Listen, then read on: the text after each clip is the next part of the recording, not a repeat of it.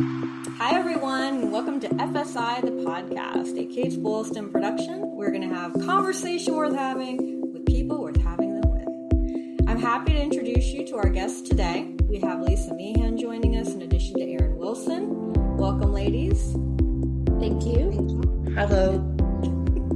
And before we get started, can you introduce yourselves and tell the listeners a bit more about who you are? Sure. Excellent. My name's Lisa Meehan, and I have been in funeral service for 37 years and funeral service education 21 now, I believe. And just happy to be on and happy to be here with you today. I'm Erin Wilson. I'm actually a career changer. I was in education for several years prior to getting into the funeral service profession, and I really thought I was done with the education world, but things happen as they do, and I ended up back there and loved it and still do. And so I'm excited to be here. Thank you. It's fascinating that you started out in education and then went into funeral service, because oftentimes, and I was having this conversation with someone else recently, you can be a practitioner and you can be a skilled practitioner. You can be very good at what you're doing. However, taking on the role of an educator, there's another layer of learning that you have to undergo when it comes to how do I translate this into biteable pieces. And especially if the persons that you're instructing don't have context yet, how do I make this understandable to them? How do I design courses so that adult learners can grasp what we're talking about? And I feel like the course design element falls a lot on instructors. Unless you're at a school like a Fancy Pants that has a course design person. I mean, if that exists, let me know. But which we had a little bit of that at the Alamo colleges, I will say that. And they were very much about professional development and funding us learning more about quality matters and things like that. Right. So I can imagine that you doing the education part first really made it beneficial for you, like later when you took what you learned after and then, packaged it for teaching. So that's very much an advantage to whomever was employing you too. I definitely feel like I had an advantage over my counterparts who were just coming to the educational realm from funeral service and death care. So yeah, I did have that advantage, but I did high school, so as much as they think they're adults, they're not adult learners, and adult learners are different. So you do have to learn how to navigate those, and you have to educate yourself. You can't just, I think we all know you can't go from one profession to another and without educating yourself first. Yeah, just magically changing a hat and thinking that, okay, now I'm a chef, and it doesn't work that way. So why funeral service? What drew you into that? Actually, I was going to college I was in pre-med, graduated and went to a college on academic and softball scholarship. And my grandmother died when I was a sophomore in college, and went directly in from her funeral, literally, to UCO. And I didn't go back to Missouri to collect my things until spring break. It was that impactful, and I've never looked back.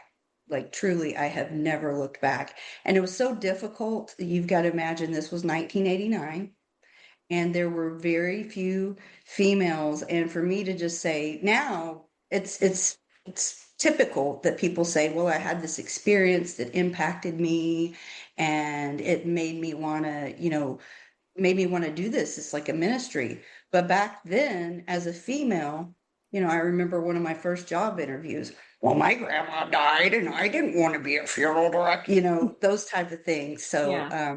but yeah, that's my story about getting started. And then, as I said, that was 1989, and I've been a lot of different places, experienced a lot of different things, but I'm still as passionate today as I was at 19 years old about funeral service profession.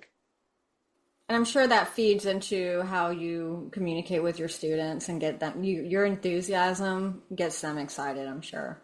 Absolutely, it does. And I always tell, now that we have more females entering into school and the profession, I tell them, hey, I kind of helped pave the way for you. You're welcome. I didn't even know what I wanted to be when I was 19. And I went to college a couple of times before I thought I figured it out, right? So I was teaching and in education and decided I would start a master's in counseling. And I got about halfway through that and realized that that was not really exactly what I wanted to do. Um, we were doing like mock counseling sessions, and it was like in the middle of this fake counseling session, I realized like I was going to sit in an office every day, all day. I might not have windows, and listen to people's issues and problems and try to help them fix them, but there was not going to be anything else for me, right? It was just going to be that. And people that are counselors are amazing, and that is definitely a calling, but I just realized it wasn't my calling. So I kind of took a step back. I quit that master's program, took a step back, and then just kind of did some research and some soul searching and got with some of my mentors. And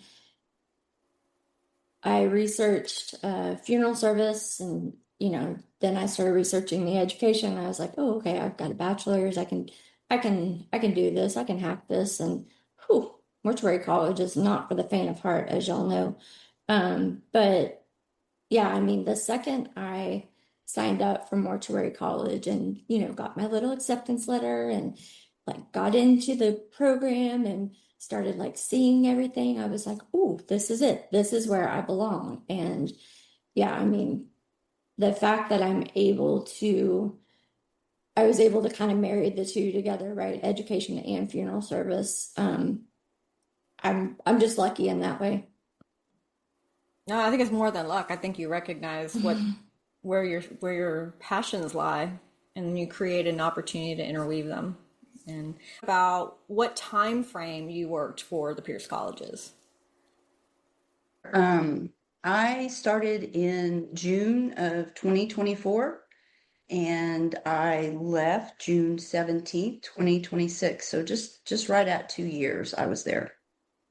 Okay. And what was I your started, title? Sorry. I was the academic dean at Dallas Institute of Funeral Service. Okay. And how about you, Erin? I started at the very end of 2019, and I was with Pierce until January 23rd, 2026. Okay. So you both had some overlap. You were also in Dallas, is that correct? Correct. Okay. So you got to work with each other then, because when Lisa came, Yes. Erin was already there. So that worked out Yes. nicely, right? And did you all have Yes. physical proximity where you would see each other on the day to day? Every day. That's We awesome. worked very closely together, yes. And how big was the team that was within just Dallas by itself? How big would you say was the team of staff?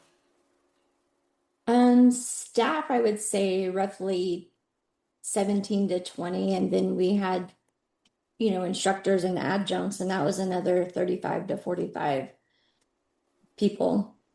Wow. So you had a pretty good sized team then of individuals that worked there. Okay. Yes. Yes. So what was the experience like? You accept the position, you're excited like we all get when we go into this new thing and we have this idea of what it's going to be, maybe because we've either been given this perception of what it's going to be, or kind of like, you go on a date and the guy's dressed really nice and he wore deodorant, but then the reality is that that's not how he normally presents himself. But like when you went into the position initially, what was your kind of thinking or your energy like? Where were you at with that? So You I want to go had first? Yeah, we're going in the same order. Let's do that. It'll be easier. We won't talk over each other. So I had worked my way up. I was at a college I'd been at for 7 years at Lake Washington Institute of Technology. And I had worked my way from program director all the way up to dean of health sciences. And so, but as luck would have it, I happened to get to know, I still refer to her sometimes as President Wilson, but I got to know Erin at Boston at the ABFSE annual meeting. And turns out we had a lot of the same passion. We had a lot of the same ideas. We even had the same, believe it or not, we had the same colored French bulldogs. And so it was like it was strange, and but also refreshing to find someone as passionate about funeral service education as I was. And so I was still program director and dean of health sciences at Lake Washington, and it had begun to kind of take a toll on me. I'd done that for 2 years. So when I had the opportunity to go work with Erin at Dallas, Dallas, for me, years and years, I had always heard, it was the Mecca of funeral service, the Harvard of funeral service education. So I was like, sure, let me have this opportunity with this incredible leader. I knew what she was capable of, and I knew we would be a powerhouse together. And so I made my journey across country and ended up with a wonderful person leading me, and that's kind of how it started for me. So I graduated from mortuary college, and one of the instructors, I graduated from Dallas. One of the instructors approached me when I went to take my comps about teaching, and I said no. And then they asked me again, so I taught online for one term.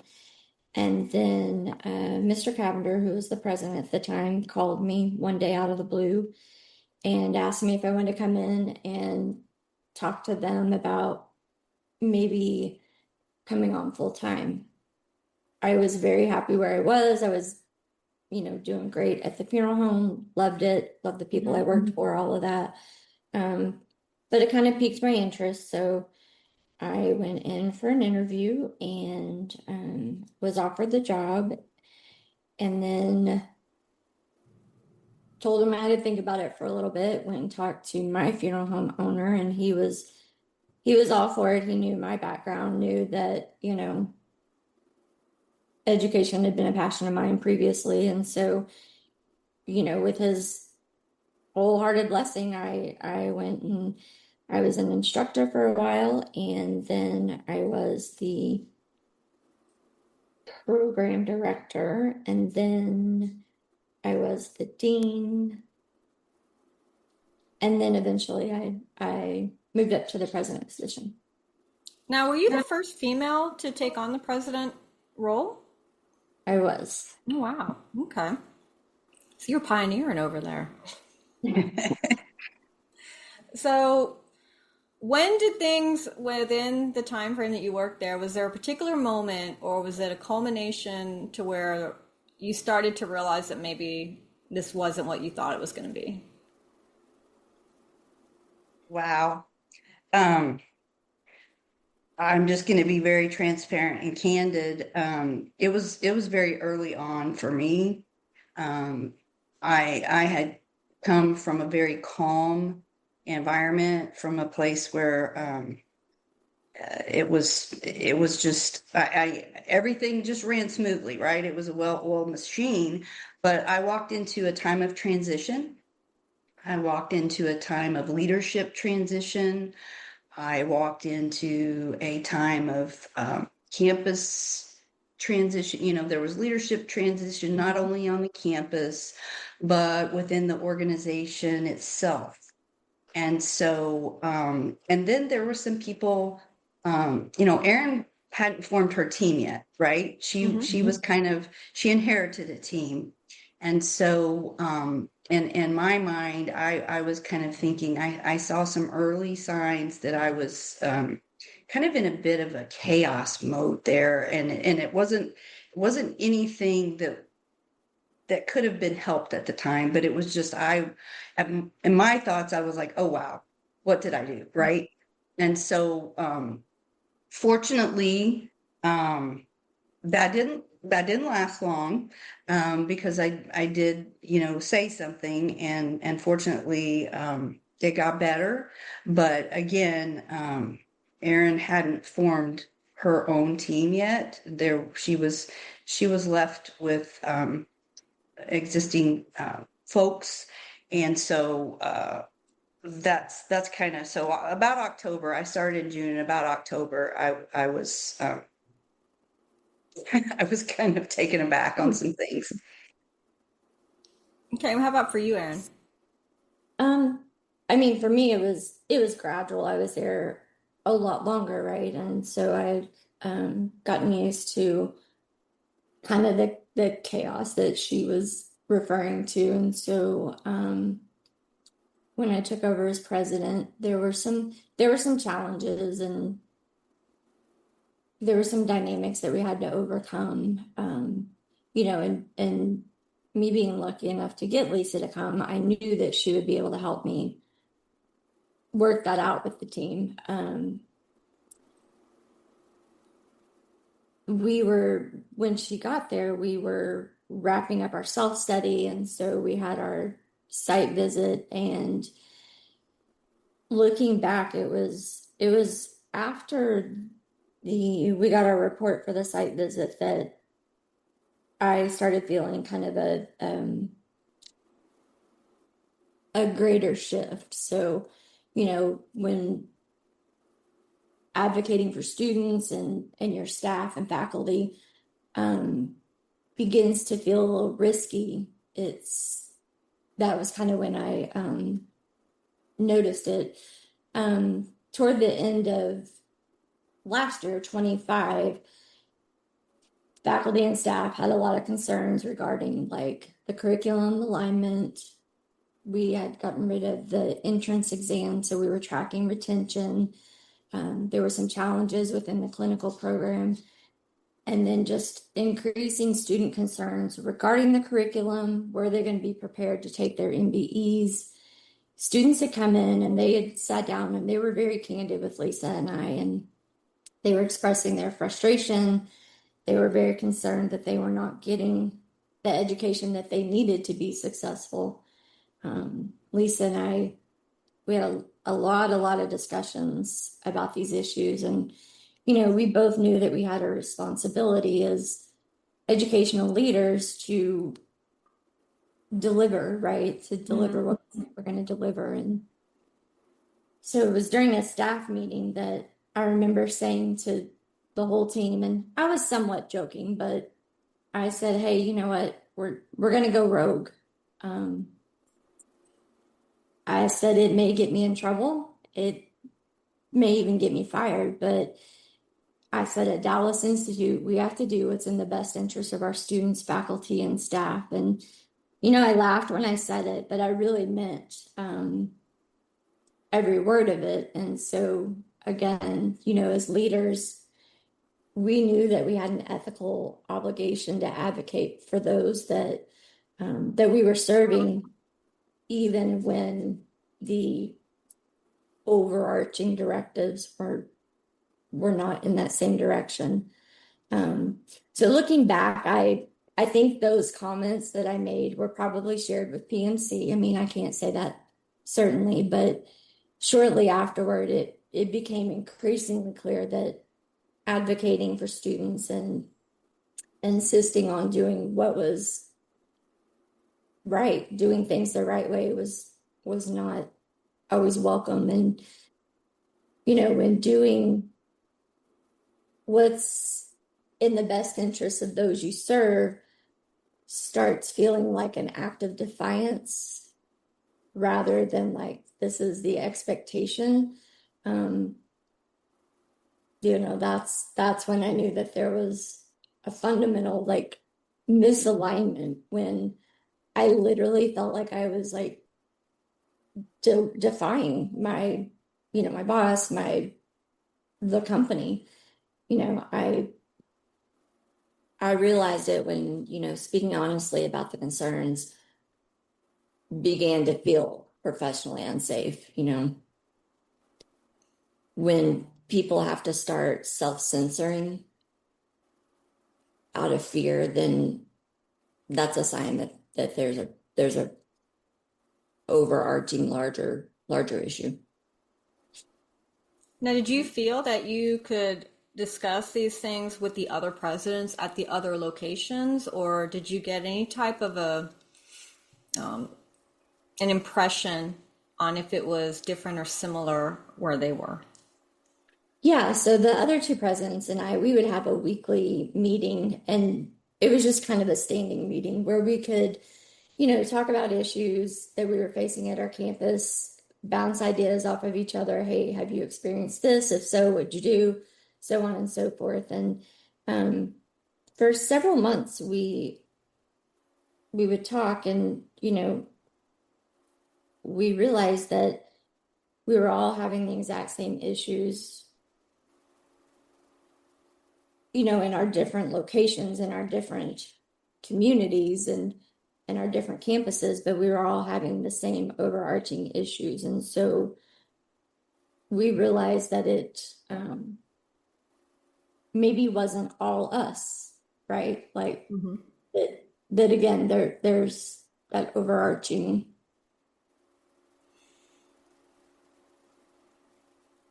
that overarching issue. Yeah. And I will just add to that, at the same time, the deans were meeting as well. The deans at the other two campuses, one of them was fairly new, not new to funeral service education, but new to PMC. And so we had these meetings as well, and we're finding similar challenges. And what it came down to is we felt like, if we're academic deans and program directors and we go to our presidents and everything just kind of halted there, what's going on? What's going wrong? Because, we were on ground, we were boots on ground on the campuses. The leadership above us, really, they weren't day to day in the trenches with what was going on the campuses.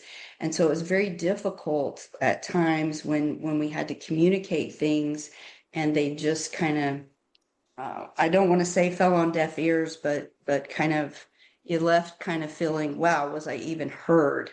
And I will say, when the president position was eliminated, I wanted to do everything in my power to keep the culture that Erin had built there and to keep morale up. But I quickly found that there was a buffer. There was a buffer gone. And I quickly began to see just a whole different side of things. Now, with the reorganization, was there any indication that was coming? Like, was there any signs we were like, you know what, something's not right? Like, how did that kind of happen? They had been talking about a reorganization for probably about 6 to 7 months, a lot more, prior to when they eliminated the president position.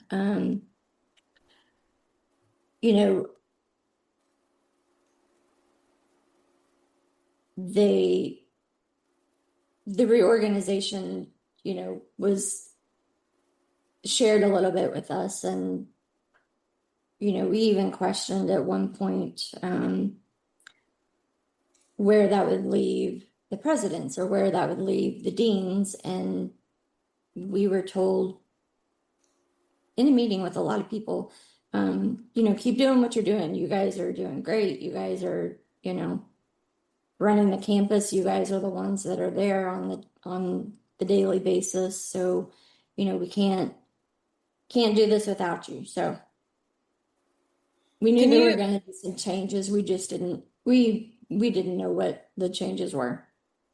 If you're comfortable, could you describe that period of time where you're coming in and you're expected to perform like everything's fine, but there's this looming kind of unknown possibility that would impact your life significantly. It reminds me in a sense of when Stewart was acquired by SCI, because at the time I worked for a firm that was a standalone Stewart firm in Washington State. And there was a period of time where we did not know if we were going to be acquired and continue and have jobs or not. And so with each day, you're still expected to show up. You're still expected to serve and give to the people that you're responsible for serving. But then you don't know like when that will potentially be interrupted. So what was that time frame like for you? I mean, Lisa and I, we shielded our staff from it. We didn't share the unknown with them.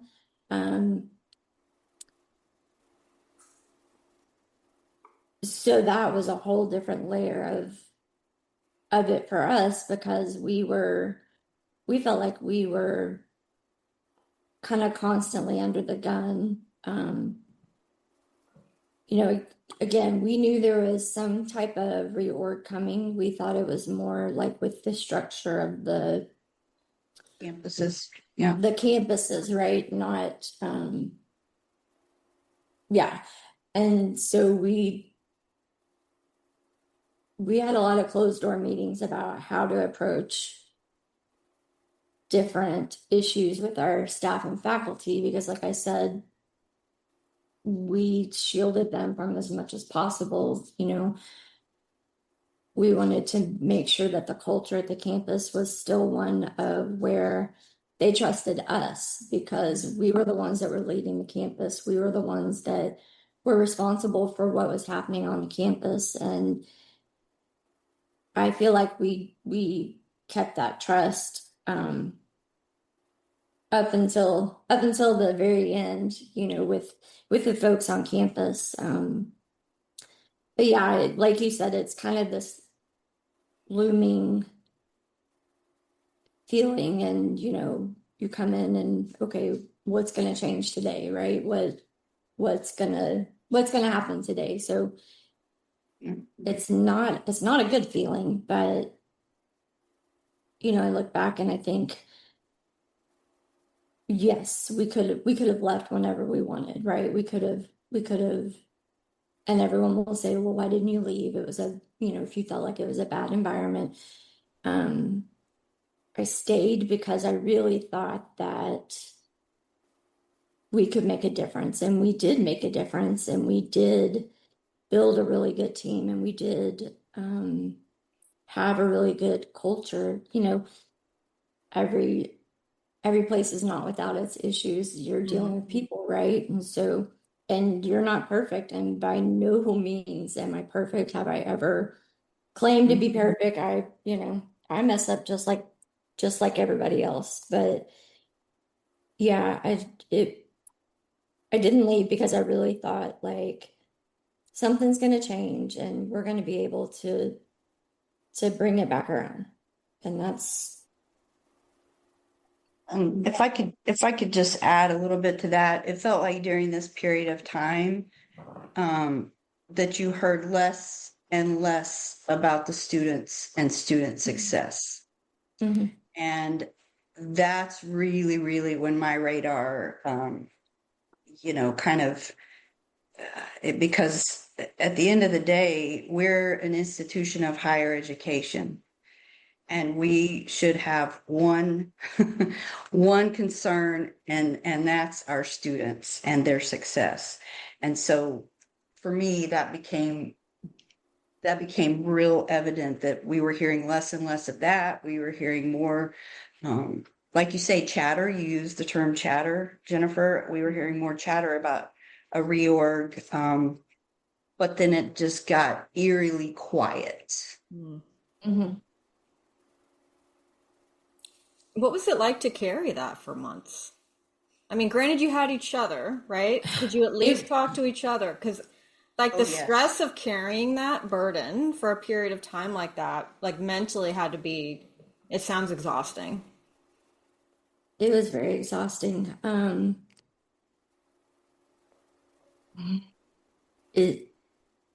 it was a lot, and I feel like I kind of turned into a person that I didn't like because of, not because of how I was acting to other people, but like inside, like I did not like what I had become and what, there was more stress at our home. There was more stress everywhere else because of the stress that I had at work. And so it was a lot. Yeah. I mean, we definitely had each other. I mean, I think without Lisa being there, it would have, with her being there and having the experiences that she's had in funeral service and education, and she's been in funeral service education way longer than I have, so you know she she was a great sounding board, and together we navigated it until we didn't. We held So each other up. We held each other up. how did that change then? Because Erin was gone before you, Lisa. You had a period of time where it was just you. And what was that, if you don't mind sharing that, kind of what was that like for you after she had gone? Sure. At first, I mean, it was a total shock. And then there just kind of seemed to be kind of a settle period. I just kind of settled in, knuckled down, and I was doing whatever. I was maintaining the culture. I was keeping uh, the students, because I remember it being said the presidents didn't really interact with the students, so that position really wouldn't, Mhm. you know, and no, our students know President Wilson. They knew her. And I can't tell you how many came to my office and said, "You're not going anywhere, are you?" Hmm. And no, I couldn't, right? I truly couldn't leave the campus, the faculty, the staff, the students at the point. And then it seemed where things were kind of calm a little bit, and there just seemed to be a calmness come across um, the campuses, and for just a very short minute. And then it got back to, we weren't hearing about student success. All these initiatives were going to take place. And again, the faculty and staff concerns, I would, try to take forward. I would try to voice my concerns if I thought there was an issue with something. And then I felt like my voice was being heard as just another person complaining about something where, and I'll just kind of give you an example. Things would come from, and I just want to say the administration, and we'd have the forms, everything set, ready to go, and be presented to us, the three deans of the campuses, and ask for our feedback and input. And I'm like, well, this is not the time to ask for that. The time to ask for that would have been in the process of this, right? Hmm. We're here on the campuses. You all are working from your living rooms, right? And so I honestly, quite honestly, thought, wow, okay, here I am. And I began to feel pretty much like an admin person, and where I was just carrying out the day-to-day administrative work and not really being, we'd have meetings and we'd have somebody say, well, speak up, let's bring it up for discussion. I was never afraid to speak. I was always one using my voice. But then once the president positions were eliminated, I'll be quite honest. I'm like, well, I could be gone at any time, right? And Hmm. so in my mind, I'm like, I just need to just back off a little bit here, because clearly, even the years of experience that I have, again, I'm not perfect. Like Erin said, I don't know everything, but there are, when you're collaborative, when you are in a collaborative environment, that's the best way to make things happen in education. There should not be something dictated to you. And I'm sorry, if you want to align the campuses, that's okay. But I'm sorry, Georgia isn't the same as Indiana, and it isn't the same as Texas. So at some point, we can, there are things we can align, but there are other things that just that need a different perspective. And then when you are afraid to speak up, then you stop speaking up, and you decide that you're going to find a place to use your talents, to invest your energy, and to be heard. Now, let me ask you, when they talked about student success, right, what metrics were they using to determine what student success was? There was hardly any mention of student success. I brought many times forward, I brought concerns about retention. I tracked retention. I tracked retention specifically when we did away with the entrance exam. And I took my concerns forward. Fortunately,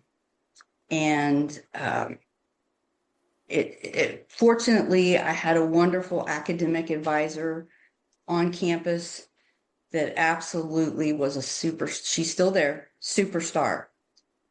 She and I worked she had initiatives going. She actually was promoted to lead academic advisor to help the other two campuses as well. But we visited, and she came up with initiatives that were really focused on students, how she communicated with them, even down from having her own info sessions before the quarter started. She had multiple, so she could communicate with students. This is what it takes to be successful, right? This is, you're coming to college here. These are the things you need to know. And so on the campus, thank God we had that going, that going for Dallas Institute. But as far as the organization as a whole, I didn't really hear a whole lot about what we could do to improve the retention, the completion, the success rate. And then with the new curriculum that rolled out, we were having folks, like I think even before I got there, we didn't have an expiration on when classes, you could come back after 10 years and try to finish, and those people aren't going to be successful, right? And so there was finally a time limit put on, a class expiration, which most funeral service programs have that. I don't think I'm out of line saying that. But then when we would make our own policies and then not follow them, it was maddening. And that's when I thought, okay, this number one is not equitable. Number one. Number two, we're shooting ourselves literally in the foot when we aren't saying, okay, this has to be this way across the board for everybody. And I'm sorry, you have to come back and start over, but that's the way it is. And that's the way you can call. There's 58 accredited schools in the United States. And I bet you if you call 10 right now, they have a policy similar. So, yeah. So what were the non-negotiables for you? Can you tell us kind of what lines were crossed?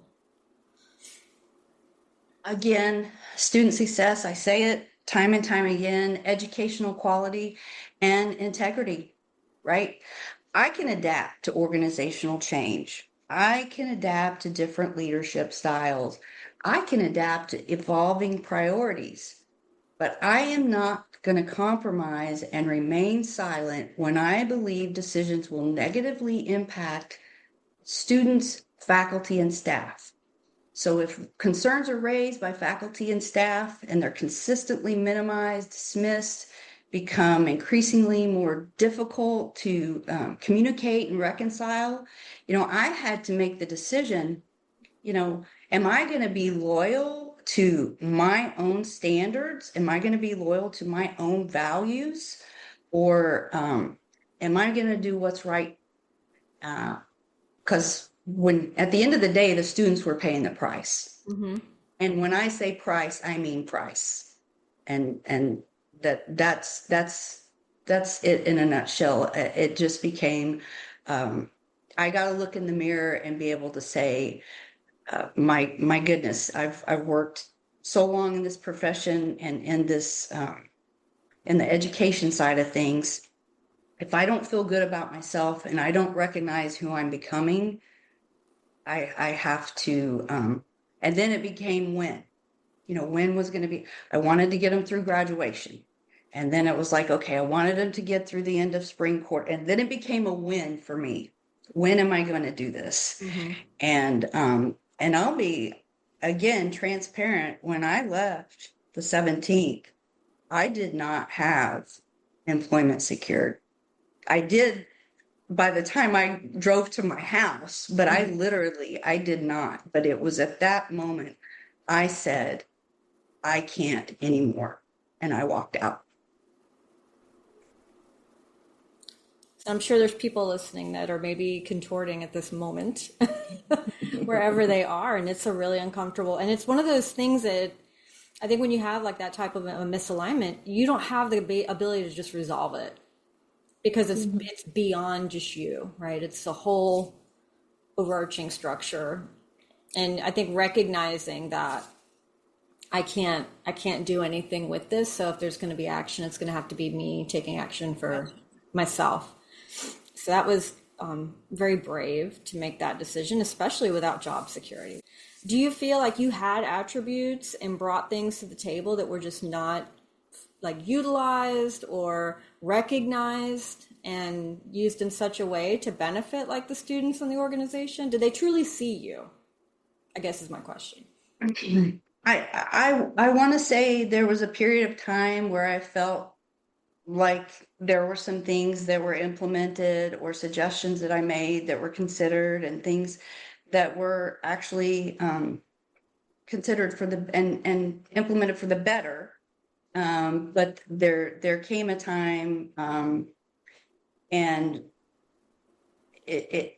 I think at the end of the day when we started, I'll just say there was a point where no, I felt like everything I was saying was falling on deaf ears. And as a matter of fact, I told my direct supervisor numerous times, I can't stay here. I'm going to be leaving. Like I gave warning, like this does not align with my values. This is not, and multiple times had conversations with her about that. And so, and I think once I felt like I wasn't being heard and my voice was, then I became silent.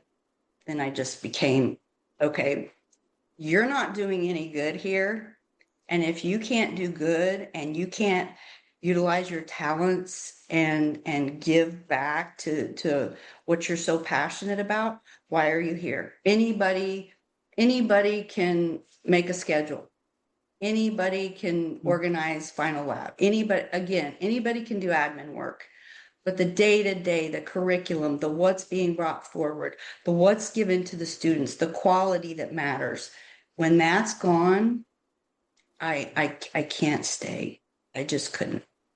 So it's almost like your purpose was hobbled.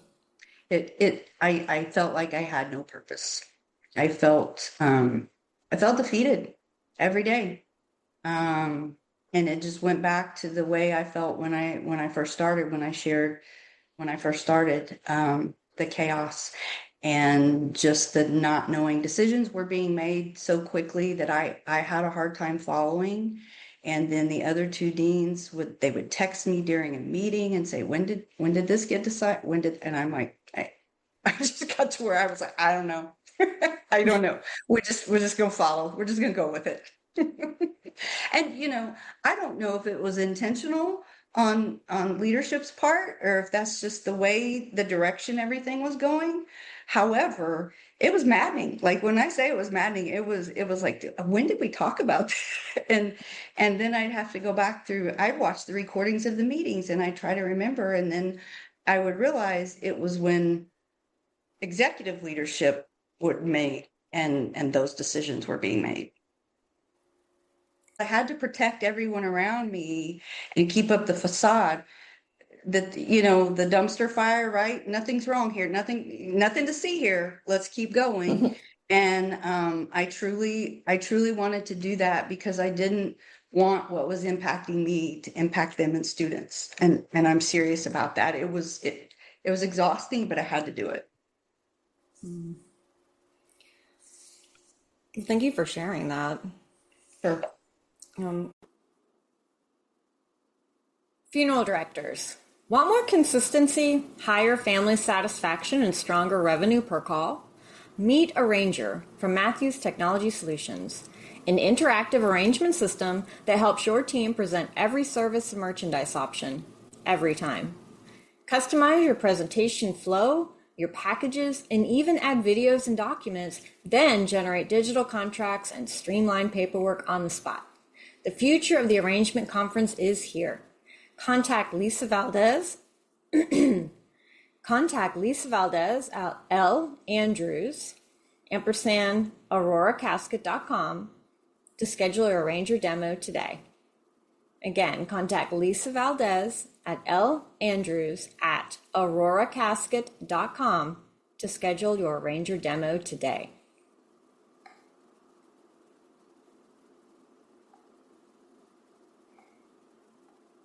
When you reflect back on your time at Dallas, what did you learn about yourself as a leader during that time? A whole lot. You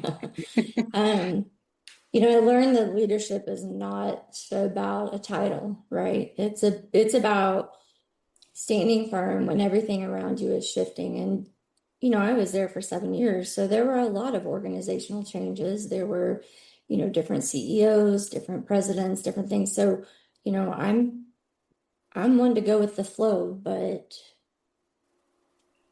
yeah, you know, my core values don't change. And it taught me that it reinforced that for me that, you know, even when everything else around you is changing, it shouldn't change you. And, you know, I realized I was willing to advocate for my team and the students and our constituents, right? But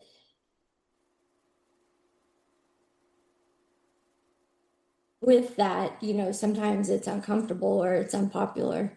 And, you know, leadership can be lonely sometimes. You know, you have to make some decisions. You have to take a position where, you know, there might be some consequences. But if you're leading ethically, then your responsibility is not just to preserve your position. It's to protect the mission and the people that you serve. When you look back, what changes would you have implemented if you were queen for the day, boss, and had full control over everything, and you had the support you needed? What are some changes that you might have implemented? Well, I'll just start from the very beginning, from when I started and the new curriculum was going to launch. And I was wholeheartedly went to Erin multiple times. I even took the curriculum and kind of reimagined it, redesigned it, and cut it to 90 credits rather than the 100, back to the 6 quarters rather than the 8. And then thought, you know, we're going to be, we got to get these students in and out and get them to work, right?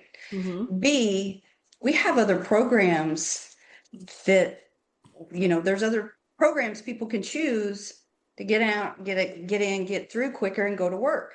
And so that was one thing I would have certainly done. Is I don't think the new curriculum was ready to launch. I would have pumped the brakes on that a little bit and rethought it. Another thing is I would have totally empowered with the new curriculum faculty, even though we had the curriculum prescribed as it was made, all the everything was set for your classes, all of that. That's excellent. I'd love to walk into a place and teach from that. But empower the faculty to be able to take that and change it if it wasn't working, or even when the students come and complain and say, hey, look, this stuff looks like AI generated. Like, is this curriculum? Um, and empower the faculty and the students to feel comfortable speaking up and then take action. I would have taken action had I had it in my power, and I would have done it quickly and swiftly to make sure that we were pivoting to create a safe space for people to speak, a success, place for success, set people up for success, and to make people feel heard. That was my biggest thing was the deliverables, right? Mm-hmm. What are, at the end of the day, are we meeting those, and are the students getting what they need? The students will test in the summer at the end of this quarter, the first group on the new curriculum, and I hope that they all do well. So that's my hope. But I mean, we worked really hard to build a culture of trust and collaboration, and I think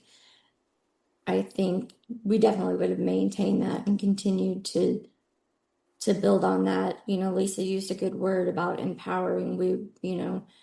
Empowering our faculty and staff to put students first, right? If there's an issue, how does it affect the student, and what do we need to do to change that, right? And so we weren't able to do that, so that would have been great. There were tremendous opportunities to strengthen the curriculum alignment, improve the student support systems, and have a more collaborative culture where the faculty expertise could have been valued, right?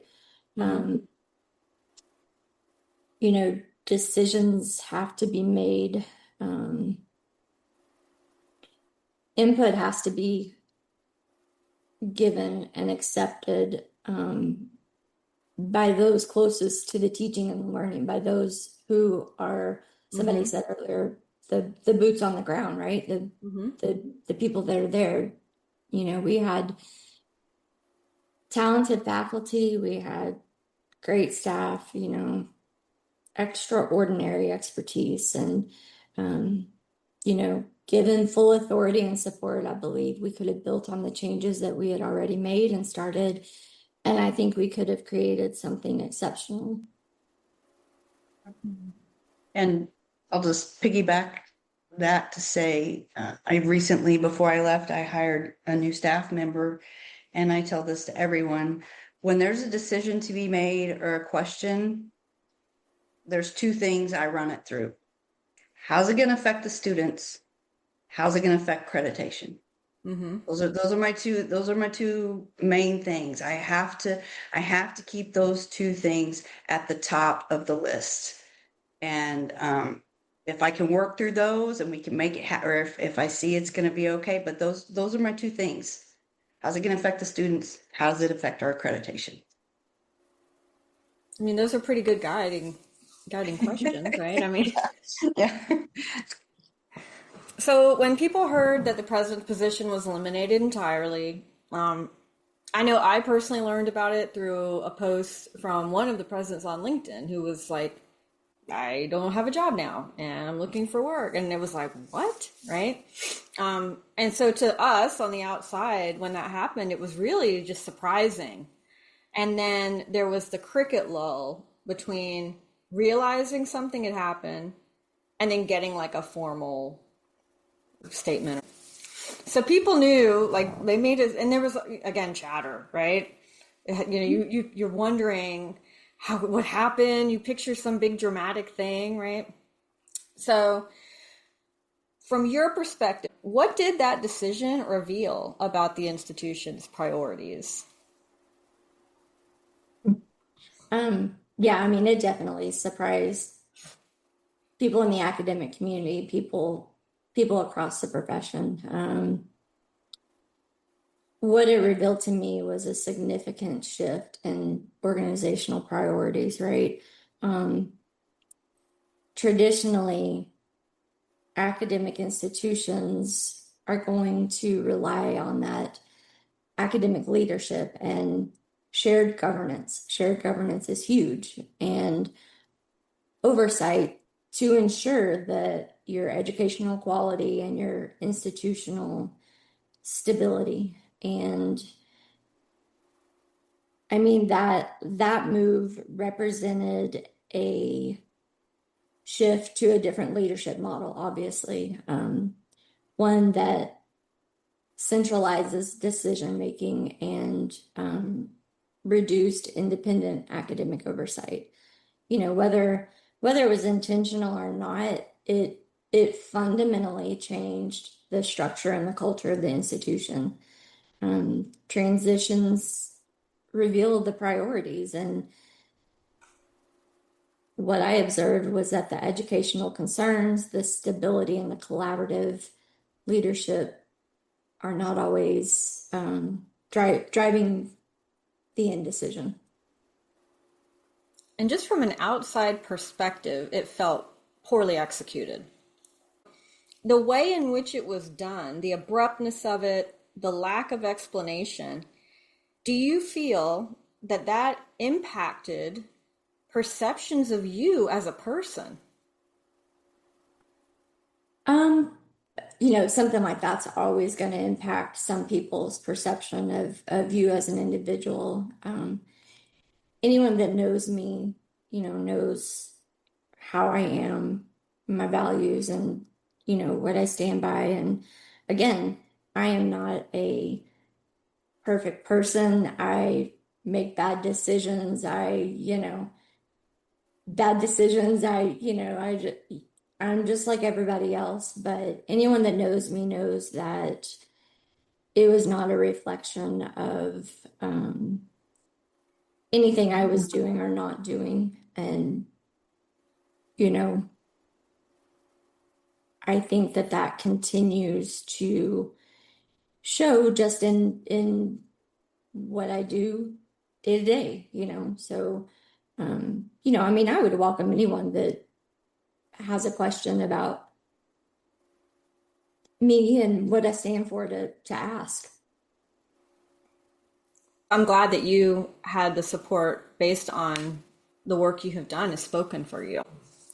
And I would hope that the other presidents also had a similar experience in that their work spoke for them too, and that they didn't feel like they were negatively impacted in the forms of how people saw their competence. Yeah. What was the moment that you realized the environment no longer aligned with your values or was safe? And I know we've kind of talked about a little bit about that gradual chipping away. When did you realize that it wasn't safe for you to continue to advocate or be outspoken? It was 2025. Like I said, in 2024, we got our full accreditation.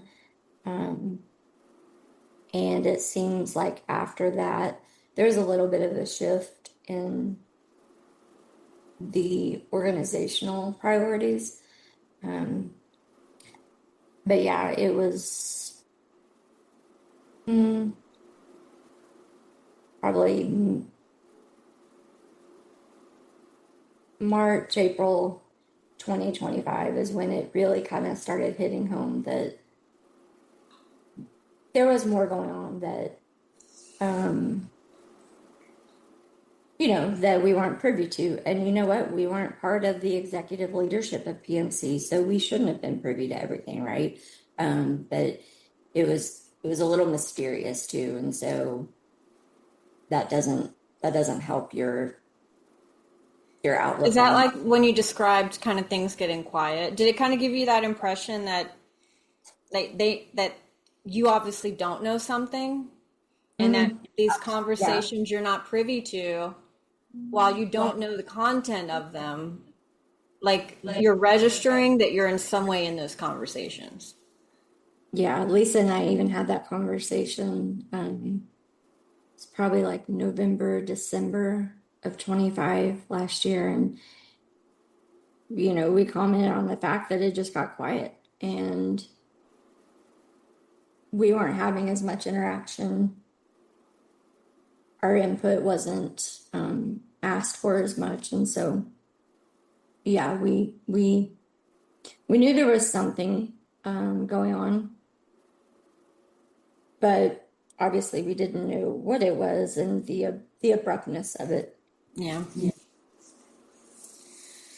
Do you believe that your departure was a personal decision, or do you believe it was just more the result of that resistance within the system where you had your guiding principles and they just weren't clicking, and more like the impossibility of the environment kind of catapulted you into that decision, would you say? Or do you feel like you were just like, you know what, I'm just going to go do my own thing? I I believe it was inevitable. Me, I didn't ever see myself retiring from Pierce Mortuary Colleges, unless something drastically changed with the way. And I know there are differences. I came from a public institution to a private. I took all that into consideration. At the end of the day, it wasn't personalities. Mm-hmm. It wasn't who you know, what your relationship's been with, because we're a small knit community. It was never about that. It was about the end of the day when Lisa Meehan thinks about my internal ethics, my moral values, and student success, and why I get up and get out of bed, and why I go to the campus at 6:30 and unlock it and open it up so everybody knows that Lisa's there and we're going to do these things. When that becomes a drudgery because you feel like you're just not going to get anywhere with the things that you know could really impact and make things better. So for me, it was just inevitable. It's just basically a matter of timing, and I think I ultimately made the decision May 8th, graduation day. There was and something that happened, and I'll just leave it at that. It was a personal encounter with someone, and at that time, I knew that I would get students through final labs, that I would certify people to take their boards, that I had summer schedule made, but I had to leave because it no longer aligned with Lisa Meehan and what she stands for. Now, when that happened, and you like made that connection and like knew to the point where you had a window of time in mind, how did knowing that and identifying that change maybe from that moment up until you did leave your experience? How did it influence your experience when you knew, when your gut had told you this is the time, like, and you recognize that? How did that influence the rest of your experience there? I felt great. I felt like I'm gonna leave here. I'm not gonna leave it with things undone. I'm not gonna leave a disaster. I'm gonna leave it as buttoned up as I can for the Mm-hmm. time, right? Between quarters, I didn't want to see students. I didn't want to go through faculty were on break. I just knew I had to time it where none of that came into play. Mm-hmm. But I also knew, I had conversations with faculty and staff, and they knew that I told them, I said, I'm sorry, but I mean, many of them knew I was leaving, because I had told them that I had to. Mm-hmm. And for me to stay would have impacted them negatively. It would have impacted students negatively, because ultimately, when you know it's time to go, you need to go. And I've never not given notice in my life, but for me to stay there it would have not benefited PMC. It really wouldn't. When someone decides to leave, it's vested, and I'm a firm believer when I've had difficult situations where I have to release someone, I think it's just best to just let them go, because at that time it's done. And so for that reason, I had it planned in my mind. I knew what day, I knew when, I pictured it, even what I was going to wear. And I knew that it was coming, but I talked to each one of my faculty and staff that were on ground individually and had a good conversation, with the exception of one. He was busy, but I walked out, held my head high, and know that I did the best that I could for the time that I was there, and that it's in someone else's hands ultimately now, and I can move on. Right. It wasn't personalities. It wasn't any of that. It was just at the end of the day, what I could lay my head on the pillow and go to sleep and actually sleep and not wake up and be worried about something or, so yeah, at the end of the day, I chose Lisa. Good for you. And did you ever have those experiences where it was like Sunday and you knew you had you knew you had to go All the deal with time. it on Monday, and probably by about 1 or 2 in the afternoon Sunday, you would start to marinate on it and it would already start clouding like your mind, because you felt like you had to Yes. mentally prepare yourself and you had to you had to rally, right? So Sundays you're rallying Yes. because you already know that you have this week ahead of you There's and it's going to be actually, soul sucking, right? yeah, there's a name for that, and I can't think of what it is, but Mm. there's truly a name for that, and not like a clinical name, but there is a, I'll have to look That that is up the now, but there's, worst. That yes, is It the, yes. is. and you can't, that's not sustainable. I mean, it's not, But after May 8th, I didn't have that any longer. Like I oh took some no, time now off. all your So days just end in a yeah, Y. Like it's all good now, yeah, right? it was like I have kind of a plan, but I don't have, and I was also doing some traveling. I did a site visit for the ABF. So I was out of the office quite a bit from May 8th to June Mhm. 17th. So that helped too. But yeah, it was very liberating once I set in my mind, this is it. I'm done. Once you have your exits planned, it's just like That's what you're probably gonna just that wear. inner Yes. turmoil of it too, right? The back and forth of it, like having Mm-hmm. just that resolved in itself Mm-hmm. and knowing it's not a matter of if, it's a matter of when. We have identified when, right? So that's Yep. going to give you presumably a little bit more calm, right? And then the fact you're choosing it. And Mm-hmm. I think that sometimes we forget we have control. Your friends or your family might think you're nuts, right? Because what are you I thinking, thought I was Lisa? nuts. When I was Yes. driving home, I thought I was nuts. I was like, what did I just do? When you would try to give voice to advocating and you would meet with resistance, what exactly did that resistance look like? How did that manifest? That resistance looked like delayed action or no action at all, denied resources, minimization of your concerns, or um, just kind of being discouraged to even give your input. And I'll just say there were a couple of times where I was actually verbally shut down on meetings where people were texting me, wow, that was a little that was a little intense.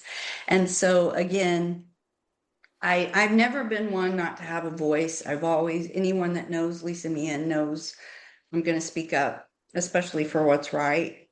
But a few times of that, and you just kind of sink a little lower and think, yeah, I'm not going to do that again. I'm not going to say anything again. Yep. There's just something so insulting about being dismissed. It's because it's almost like you're being so disrespected by that. and then Mhm. openly. It's Well, just, and again, it almost hurts your heart too, especially when we all know one another and we're all supposed to be in the same space for the same reason. And to be dismissed like that from someone that, or, leadership that, you're to respect and you've held in high regard, it's hurtful. hmm it's hurtful to watch that happen to someone next to you. Mhm. You cringe with them, I think, in those situations. What would you say to leaders who believe that eliminating positions, silencing dissent, or pushing out strong voices is a sustainable strategy and a good idea? What would you tell them, Erin? I would say that silence is definitely not stability. And just because the employees are compliant doesn't mean that they're loyal. Um, strong organizations, strong leaders don't necessarily fear disagreement. No one wants to be disagreed with, but they welcome it in a way that healthy back and forth conversation. And we there were times that we were able to have healthy back and forth conversation. But healthy leaders, they're going to surround themselves with people that are going to challenge them and people that are going to say, hey, look, this is your idea. What if XYZ, right? And that person doesn't shut that down. They just, let's try to look at it from different perspectives, right? Mm-hmm. They want people to ask the difficult questions. They want people to advocate for improvement. Healthy leaders do. So I would say eliminating positions and silencing those voices, it might create short-term compliance, but that's just fear. That's just fear of the unknown, fear that people are like, holy moly, is who's next, right? Mm-hmm. Um, Rarely does it create long-term trust. I think it creates the complete opposite and definitely not sustainability. An organization thrives when the leaders create cultures where their team can speak up and speak honestly without fear. And I feel like that at Dallas, that is what we had created, was a safe space where we could um, collaboratively have those hard conversations. So yeah, I'm just going to reiterate that if your staff is silent, that doesn't mean that their things are stable. And Yeah, they're not necessarily agreeing with you. yeah, there Sometimes they it's just don't care enough to say anything because you've quieted them so many times that they've retracted their level of investment. And I think that's another thing. When you have people that do challenge a view of something, or you have things that, are considered disagreements in terms of conversation, there's an interest and a vested desire to do better, right? At the core Mhm. of that. And so if you can't see that and appreciate that being a source of these exchanges sometimes, then you're like missing the point altogether, I think. Agreed. How has leaving empowered you to speak the truth more freely? What are Oh you my doing with that goodness. newfound freedom? Well, I'll tell you, I absolutely, I have an alter ego called Lisa D, and sometimes it's good, sometimes it's bad. But anyone that knows me well, might know of this alter ego. But Lisa D is back, and Lisa D is going to continue to speak freely on student success, advocate for the funeral service profession. Um, and I'm going to continue to mentor folks. I've got some great mentees over the years. And that voice, for a minute, got one mentee, as a matter of fact, that was like, "This is not you. What are you doing?" And but Lisa D is back, and I can't.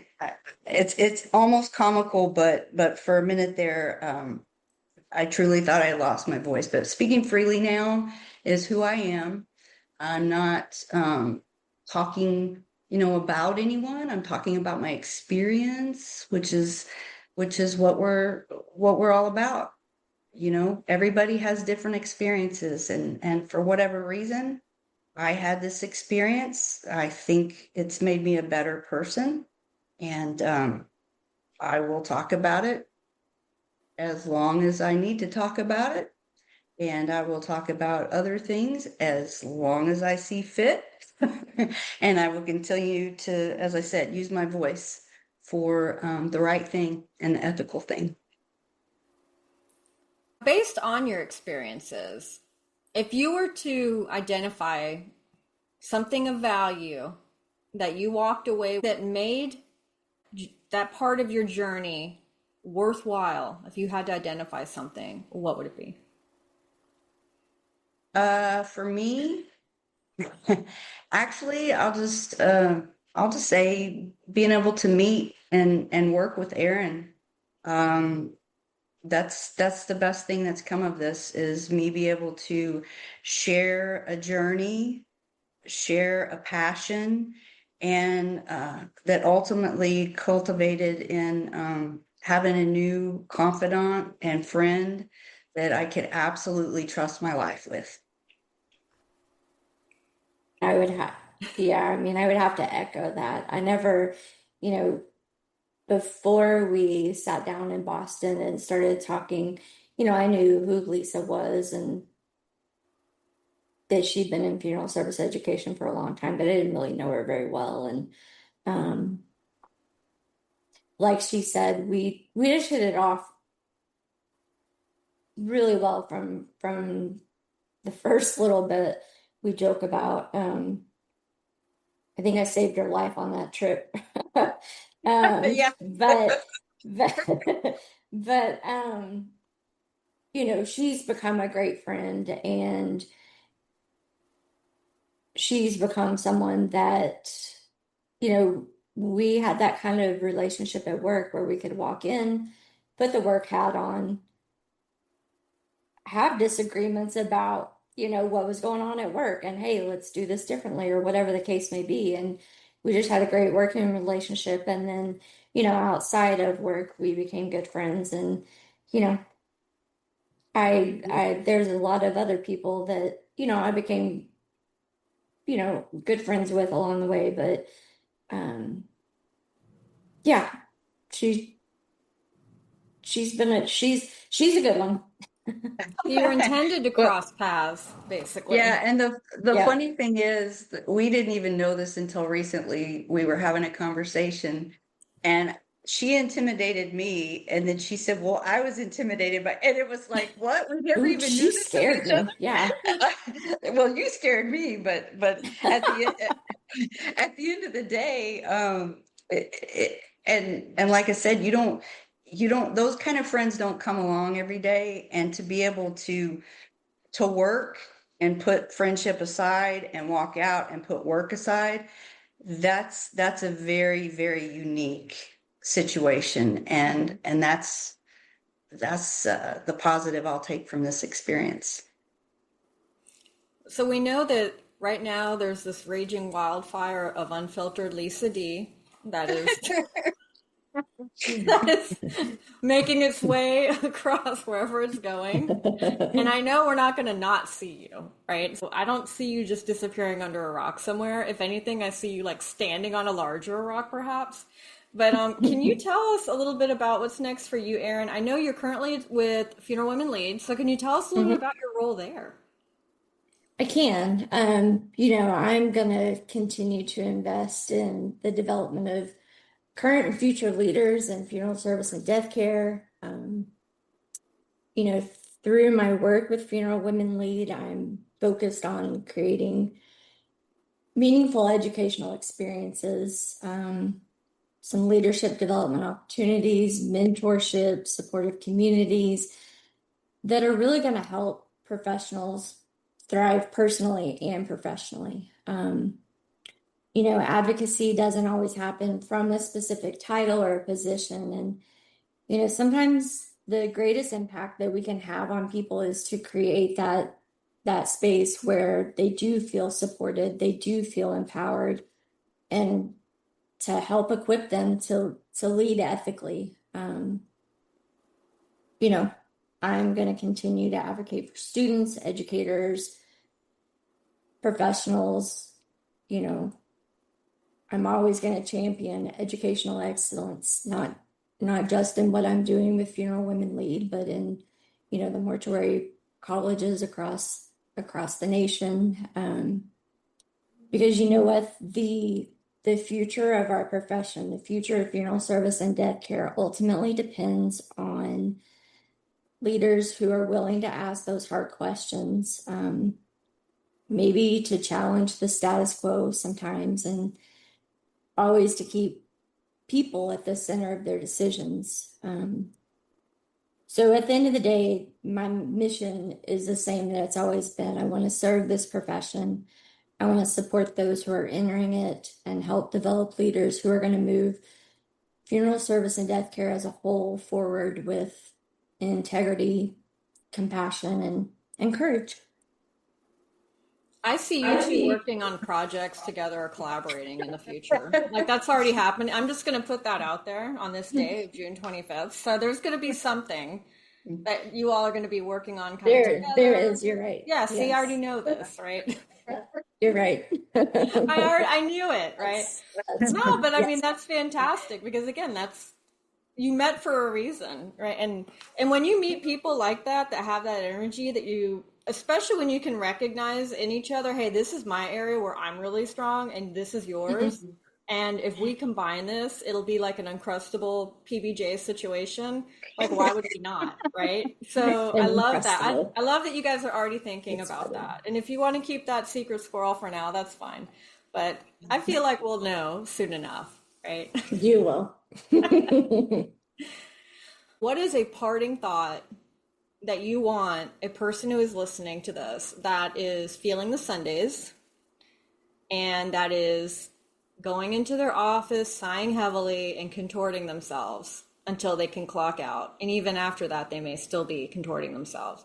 If you could give them one parting thought of encouragement or something for them, what would you say? I would say, don't be afraid to be true to your values and yourself and take risks, because at the end of the day, you are the one and the only one that takes care of you. And after all the things we do professionally, all the things we do, all the hard work we do, we can't do it if we're not healthy mentally or physically. Yeah, I would say that you're not stuck. It looks like you're stuck. It feels like you're stuck. I've been there. Feels like you're walking up, like our parents used to say, walking up the hill in the snow barefooted, and how it feels, but it doesn't have to feel that way. And so you have to advocate for yourself. You have to, like Lisa said, put yourself first. And there's a lot of times that I didn't advocate for myself and I didn't put myself first. And, I'd say call me. Yep. Literally, call me, text me, email me. Absolutely. Yeah. I mean, through Funeral Women Lead, I have the opportunity now to create these programs and to create this support system. So reach out. The idea of putting yourself first, it can feel very uncomfortable or foreign. But once you've embraced it, like Lisa D over here has, the possibilities are endless. And I mean, it's just going to make you show up better for the people that are closest to you and that you're caring for. So I want to thank both Lisa and Erin today. I want to thank you all for listening. This is a Kates-Boylston production, and you will see information about Funeral Women Lead and other resources in the show notes. Thank you, ladies, so much. Thank you.